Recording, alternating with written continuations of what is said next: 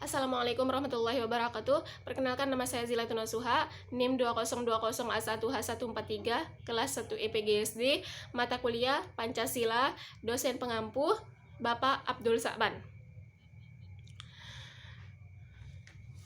Di sini saya akan membuat video yang berisikan hasil observasi dan analisis yang menggambarkan makna dan nilai Pancasila. Akhir-akhir ini, masalah korupsi sedang hangat diperbincangkan publik, terutama dalam media massa dan media elektronik. Pada dasarnya, masalah korupsi ini ada yang pro dan ada yang kontra. Tetapi, walau bagaimanapun, korupsi ini merugikan negara dan merusak diri sendiri, terutama merusak kepercayaan yang dibangun. Dalam praktiknya, korupsi sangat sulit, bahkan hampir tidak mungkin dapat diberantas, karena korupsi ini adalah masalah yang mengakar. Pada intinya, korupsi merupakan bahaya laten yang harus diwaspadai, baik oleh pemerintah maupun oleh masyarakat itu sendiri. Penyebab utama dari tindakan korupsi tersebut dikarenakan lemahnya penegak hukum di Indonesia, lemah dan rendahnya tingkat keimanan atau religius, menipisnya tingkat etika moral.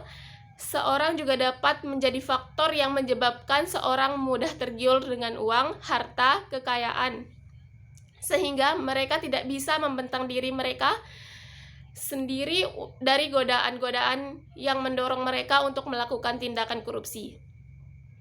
Pada dasarnya, korupsi bukan hanya tentang uang, harta, ataupun kekayaan, tetapi juga tentang kedisiplinan dan kejujuran. Orang yang memiliki sikap disiplin dan memiliki sikap jujur, pastilah orang tersebut tidak akan melakukan tindakan korupsi. Di Indonesia, uang bukan satu-satunya yang menjadi objek korupsi, tetapi juga waktu adalah hal yang dasar dari sebuah tindakan korupsi. Banyak orang yang tidak menyadari akan hal ini, dari mulai usia anak-anak, remaja, dan orang dewasa, bahkan orang tua melakukan tindakan korupsi waktu. Korupsi waktu ini dimulai dengan tanda-tanda terlambatnya seseorang menepati janji. Kemudian, hal yang lebih besar lagi adalah mengingkari janji. Korupsi waktu sering dilakukan secara tidak sadar oleh siapapun. Namun, korupsi waktu tidak merugikan banyak orang. Tidak seperti halnya korupsi uang yang merugikan orang banyak, merugikan bangsa dan merugikan negara, serta merusak diri sendiri bersama bangsa.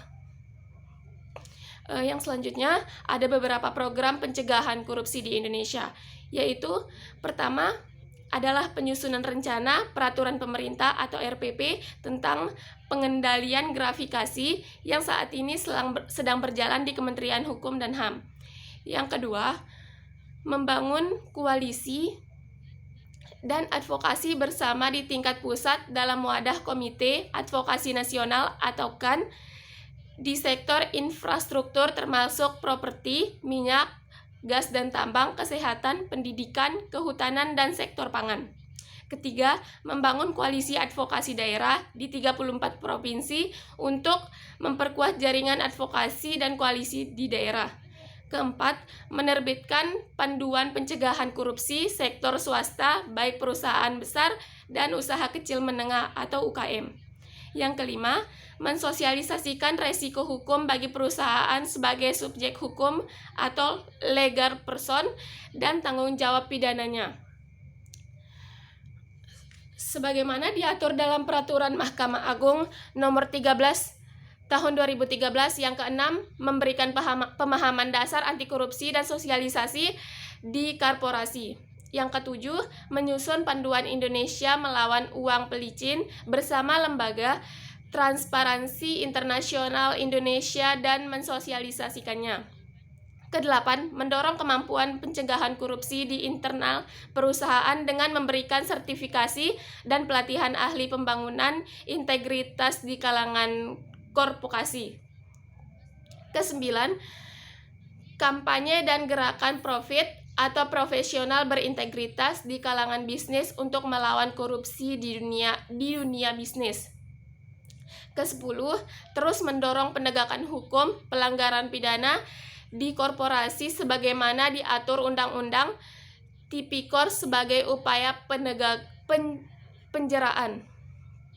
Selanjutnya, ada beberapa cara yang dapat ditempuh untuk mengatasi masalah korupsi di Indonesia, yaitu pertama, adanya kesadaran masyarakat untuk melakukan partisipasi pengawasan dan pemberantasan korupsi. Yang kedua, mengutamakan kepentingan nasional. Para koruptor lebih mengutamakan kepentingan keluarganya, bahkan hanya mendapat keuntungan sendiri, tanpa melihat masyarakat yang meronta-ronta meminta kesejahteraan hidup. Yang ketiga, penegak hukum harus berani memberikan sanksi terberat bagi pelaku korupsi. Penegak hukum tidak bertindak memihak hanya untuk kepentingan politik. Yang keempat, larangan menerima suap dari tersangka koruptor, di mana penegak hukum juga diberi sanksi apabila berani menerima suap tersebut. Nilai-nilai yang terkandung dalam Pancasila yaitu, pertama, pada sila ke-1, Pancasila memiliki nilai ketuhanan. Pada sila kedua, Pancasila memiliki nilai kemanusiaan. Pada sila ketiga, Pancasila memiliki nilai persatuan. Pada sila keempat, Pancasila memiliki nilai kerakyatan. Dan yang terakhir, pada sila kelima, Pancasila memiliki nilai keadilan. Kesimpulan dari materi di atas yaitu, tindakan pidana korupsi di Indonesia semakin banyak terjadi dan memberikan dampak bagi rakyat. Rakyat harus menanggung akibat dari tindak pidana korupsi. Pemiskinan koruptor dianggap sebagai terobosan baru dalam menindak kasus tindak pidana korupsi. Konsep pemiskinan koruptor dapat dijalankan dengan perampasan aset hasil tindak pidana korupsi dan penggantian kerugian yang ditimbulkan akibat tindak pidana tersebut. Konsep pemiskinan koruptor ini dinilai mampu memberikan efek jelas sekaligus sebagai efek tindak pidana korupsi. Sekian dari saya, semoga bermanfaat. Wabillahi taufiq wal hidayah. Wassalamualaikum warahmatullahi wabarakatuh.